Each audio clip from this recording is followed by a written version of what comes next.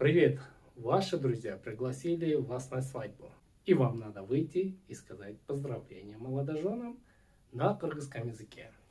Что сказать, мы вам сейчас расскажем. Во-первых, вы поздравляете молодоженов обоих вместе. Бахтулу болгула, что означает будьте счастливы. Есть отдельные поздравления для жениха и для невесты. Жениху мы говорим «Куш по бек полсун». Что это означает?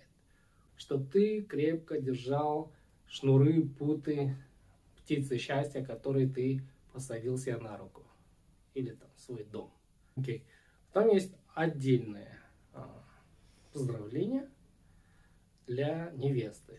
Ей говорят «Кушугун гугурсун». Гугурсун это значит, что это место начало зарастать зеленью. То есть что-то весеннее, как весной, чтобы зеленью все покрылось, то есть чтобы ты принесла процветание в этот дом. Следите за нашим каналом. Если вам видео понравился, подписывайтесь.